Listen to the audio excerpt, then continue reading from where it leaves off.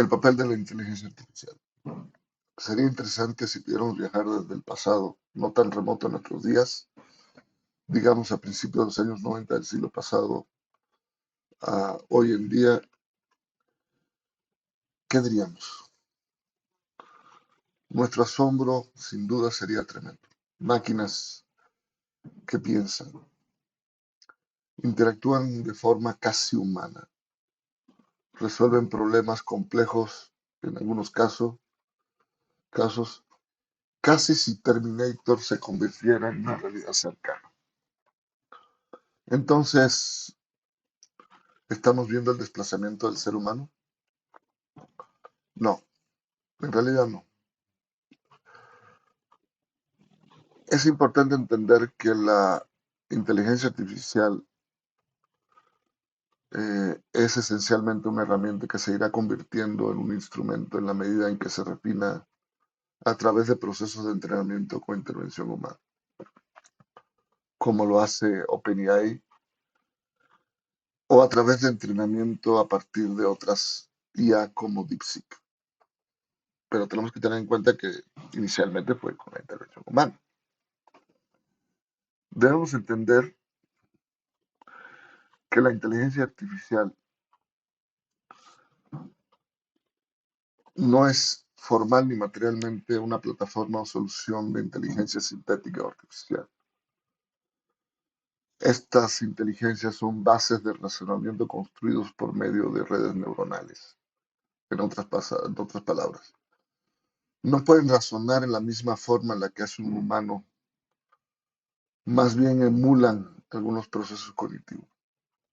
No tienen algunos elementos que son esencialmente parte de la psique humana, como la imaginación y la intuición, que solo la interacción socialmente humana provee. Recordemos los casos de los niños criados fuera de la sociedad humana, los casos fundamentalmente en la India. Y ahí podremos encontrar la importancia de la sociedad. La inteligencia no es genética. Lo que eh, son las estructuras y condiciones biológicas que nos definen como seres vivos de la especie a la que pertenecemos. Lo que nos hace humanos, por otra parte, es la interacción social. Así que podemos dormir tranquilo porque las máquinas no tomarán conciencia ni optarán por el poder, a menos que atrás se encuentre un grupo de poder humano que los use para ello. Y por lo tanto no sería una guerra entre dos especies, una biológica y otra sintética, sino un evento social y político entre humanos. Entonces, ¿cuál será el papel de la inteligencia artificial? Simplemente como instrumentos auxiliares que nos permitan hacer de forma más eficiente muchas tareas. Aun si vemos que ChatGPT y DeepSeek pueden resolver problemas de matemática, física o química, no producen ni producirán una nueva teoría, una nueva base teórica. No contribuyen a la base del conocimiento humano, sino al uso más eficiente y eficaz de esta para tareas concretas. Una inteligencia artificial necesita referencias concretas. Como referencias, porque necesita a través de patrones construir su modelo de inferencia. Una pieza de arte gráfico realizado por la inteligencia artificial no será disruptiva, sino que será una parte siempre de una tendencia humana ya marcada. Así que la transformación que fue posible a finales del siglo XIX y principios del siglo XX, que definió la base de las artes plásticas, de un modelo clásico a uno diferente, no podrá jamás ser resuelto por la inteligencia artificial. Esta no tiene la experiencia humana como el amor, la decepción, la esperanza, la alegría, la tristeza, el odio, o contar con una imaginación. Y eso es muy importante. Entonces, no debemos temer esa parte. Debemos abrazar esta tecnología y usarla pero siempre bajo la premisa de que es algo que es nuestro, es un producto de la actividad humana. La base tecnológica, tecnocientífica con fundamento del desarrollo de nuestro país. Ese es otro punto importante que quiero también compartir. A pesar de que nuestro país está lejos de ser un mal ejemplo para el desarrollo de ciertas áreas de la investigación y desarrollo de la ciencia y la tecnología, no logramos despegar de esta condición postrada que poseemos, donde somos un subordinado humilde y servil de otros. Porque sí hemos hecho inversión. Tenemos la UNAM, tenemos el Politécnico, tenemos las universidades estatales, hay algunos, tenemos un premio Nobel de Química, tenemos algunas invenciones, pero no son suficientes. Es una condición importante entender que no existe en nuestro país y jamás existió un programa integral de desarrollo tecnocientífico porque no contamos con una clase política dispuesta a plazos más allá de su ejercicio y beneficio. Empresarios más abocados en cómo extraer que crear y una cultura que nos han ido imponiendo de subordinación hacia los valores que no son esencialmente nuestros. Esto significa que todo está perdido, ¿no? Hay signos de cambio y hay que reconocerlo, pero hay más interés en seguir una corriente general y de moda que en desarrollar aquellas fuerzas productivas que son esenciales para un desarrollo integrado, orgánico, sustentable en el tiempo, que nos otorgue como pueblo una mejor condición de desarrollo social, económico y político, es decir, una mejor vida para todos nuestros habitantes. Las fortunas de nuestro país no han sido en términos generales producto de la inventiva o innovación industrial. Hay excepciones, sí los hay, pero no es la generalidad. No inventamos nada sustancial en términos generales que nos haya otorgado una ventaja económica, tecnológica o política. Y cuando algo apunta hacia ese sentido, nos hemos apresurado a obsequiarlo como sirvientes a otros ajenos a nuestro país y por lo tanto a nuestros intereses. Reino Unido, Estados Unidos de América, Francia, Alemania y otros han desarrollado sus capacidades a partir de la inversión pública, directa o indirecta, a través de la aplicación de medidas coercitivas o subsidios, aunque Musk diga lo contrario. Él también es un producto del subsidio del gobierno estadounidense. Lo que a nuestro país le falta es ese impulso, con una dirección y ritmo que solo una política pública puede hacer. China, Corea, Japón, Estados Unidos, etc. Son así porque estuvieron y tienen políticas públicas y destinan recursos públicos a mantener y desarrollar los sectores tecnológicos, industriales, la investigación fundamental y aplicada, imponiendo barreras en algunos casos, facilitando el acceso en otros, apalancando con los recursos públicos y también privados. Nuestro vecino del norte es una potencia tecnológica en el desarrollo de la informática, en la miniaturización, el desarrollo de los fundamentos de la IA, porque la industria militar fue quien lo requirió, porque su ejército lo hizo. Y de ahí el origen en gran medida de esos recursos. Es decir, son públicos, son producto de los impuestos que las empresas y las personas en los Estados Unidos de América pagan. También es importante que nuestro país entienda que no podemos convertirnos en una potencia industrial y tecnológica sin que se desarrollen nuestras capacidades de desarrollo de bienes de capital. Requerimos cierto nivel de soberanía en ese sentido. Y bueno, la situación actual en el comercio de América del Norte es evidentemente una situación que no podemos resolver airosamente, aunque tampoco nuestro vecino del norte lo hará. Es una realidad que ha cambiado en los últimos años, hay que reconocerlo. Han perdido su capacidad industrial, pero nosotros tenemos una condición de desventaja que es notoria, porque ni siquiera somos poseedores de la tecnología. No, no somos capaces de industrializarnos rápidamente si no empezamos a invertir en ese sentido. el clímax necesario. Vivimos inicialmente, Vimos inicialmente, perdón, cómo la inteligencia artificial es un desafío importante para muchos, una oportunidad para otros, pero una panacea para nadie más que para aquellos que controlan esa industria. Y eso hay que considerar. Y no somos nosotros. No hay un solo mexicano que controla ninguna de las plataformas de inteligencia artificial, ni una entidad pública ni privada. Esencialmente no estamos en ese juego. Hemos visto que es un conjunto de herramientas que se irán convirtiendo en instrumentos que no encierran en sí la inteligencia ni el artífice, pero que son y serán esenciales para el desarrollo. Vimos, por otro lado, y lo vemos, que nuestro país necesita que se opte por un verdadero modelo de desarrollo técnico e industrial con capacidades propias, porque de lo contrario jamás despegaremos de esta situación en la que nos encontramos desde hace poco más de 2 siglos. Y hay que entender que pongo poco más de 2 siglos, porque fuimos parte del Imperio Español y que no nos independizamos. Hubo un proceso de decisión.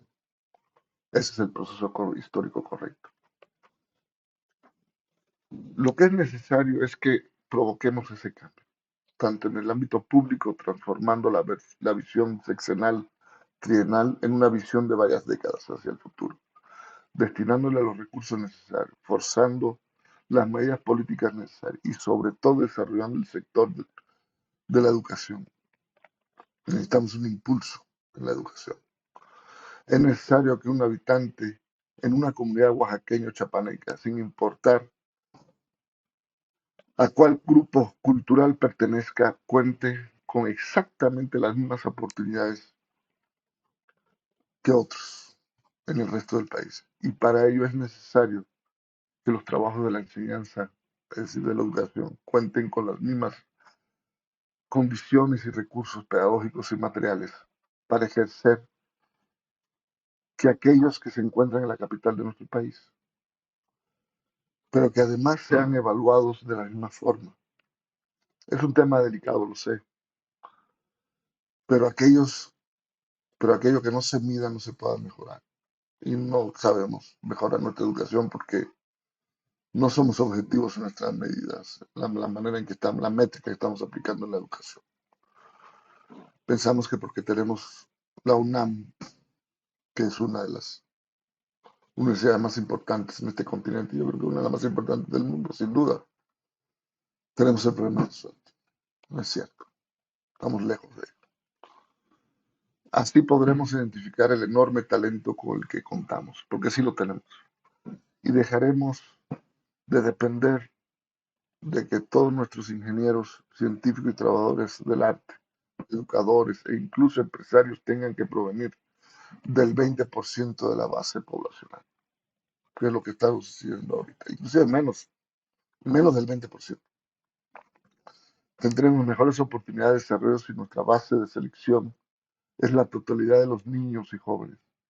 Tendremos estadísticamente mejores oportunidades de contar no solo con más científicos, sino con más y mejores educadores, más y mejores ingenieros, más y mejores pintores, actores, músicos, dramaturgos, danzarines, etcétera, que permitan que nos convirtamos en una potencia industrial, agrícola, científica, creativa, con la mejor calidad de vida posible para su momento.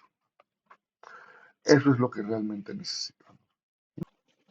Necesitamos desarrollar nuestra propia inteligencia artificial, porque también aquí hay sesgos que son un enorme inconveniente para nuestro desarrollo.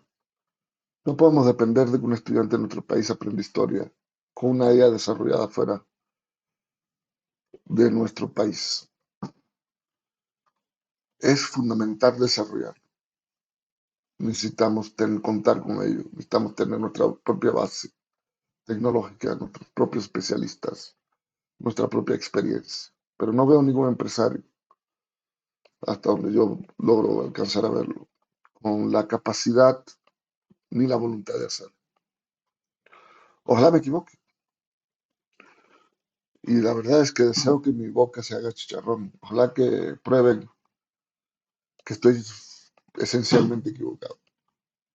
Y como critico a la clase empresarial, también critico a la autoridad,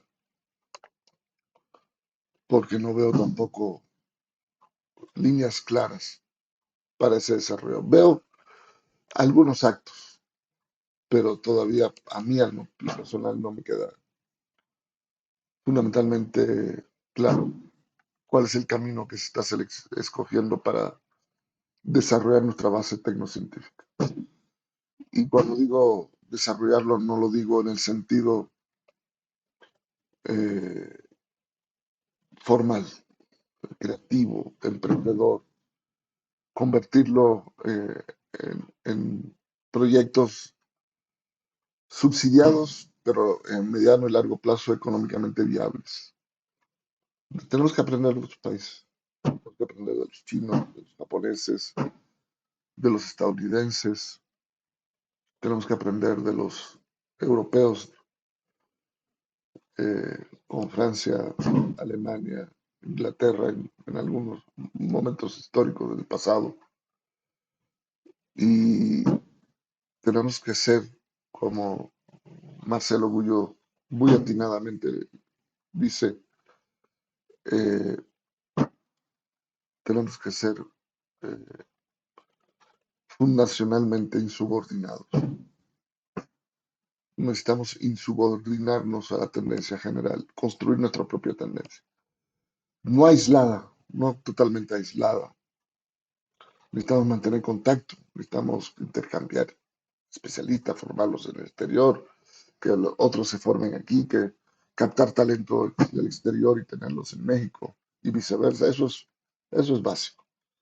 Pero necesitamos tener políticas, reglas, crear las condiciones para que ese talento mexicano también se quede en México. Se creen las condiciones de vida lo suficientemente atractivos, inclusive incentivarlos a través de la identidad y su propósito nacional, cultural. Necesitamos marcar un horizonte y proponernos como país marchar hacia ese horizonte. Esa era básicamente mi intervención de hoy. Quiero decir que si bien no guarda relación esta reflexión directamente con el tema del canal, quiero decir que sí es importante para la práctica registral y catastral, porque va a haber contacto en algún momento de estas tecnologías disruptivas, como inclusive en una plática pasable de las cadenas de bloques, los blockchains. La inteligencia artificial también es otro de los elementos que van a tener una aplicación, sin duda, más tarde que temprano, o más temprano que tarde, va a suceder. Pero necesitamos hacerlo en ambos casos con nuestro control. Y quiero aprovechar también para comentar que si bien hay un esfuerzo del gobierno federal por dotar tecnológicamente de instrumentos a los registros públicos y los catastros, lo que no veo claro es la manera en que lo piensan resolver, porque no veo ninguna discusión del tema. Veo una instrucción presidencial, una intervención de un área del gobierno federal en ese tema, pero no veo claro. Y quiero ser muy crudo.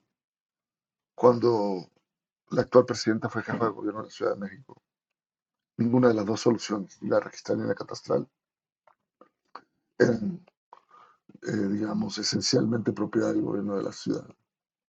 Ni tampoco hizo nada para cambiar esa condición. Lo que me hace pensar que el equipo que está con ella tampoco tiene la experiencia. Y ahí yo apelo a que es necesario interactuar con el mundo empresarial y el mundo académico. Pero es fundamentalmente el empresarial, soy franco. Veo más desarrollo en ese sentido en el mundo empresarial que en el académico, porque entienden mejor la problemática que día a día resuelven para sus clientes. Bien o mal, pero lo hacen. Entonces, ese va a ser un tema futuro voy a procurar cada semana, 2 semanas, ir liberando un programa. Entonces quiero ir poco a poco reintroduciendo los temas de la tecnología y también quiero eh, seguir en algún momento con eh, un programa de entrevistas a actores que han tenido experiencias en el mundo de la praxis registral y catastral, pero siempre bajo la idea de que este canal se mm, enfoca fundamentalmente a la parte tecnológica, a la técnica, no a la técnica jurídica, sino a la tecnología, el uso de la tecnología de la información, cómo resolverlo, porque ahí es donde yo identifico la mayor fragilidad y la mayor parte de las áreas de oportunidad, aunque también hay mucho que hacer en el ámbito jurídico y del diseño de los procesos, pero bien que mal hay, digamos, un acervo, una experiencia mayor en la parte que tiene que ver con los actores que intervienen y hay mucho menos experiencia en la parte técnica. Y hay sobre todo muy mala experiencia, poca y muy mala. Entonces, básicamente esa es mi intervención por el día de hoy.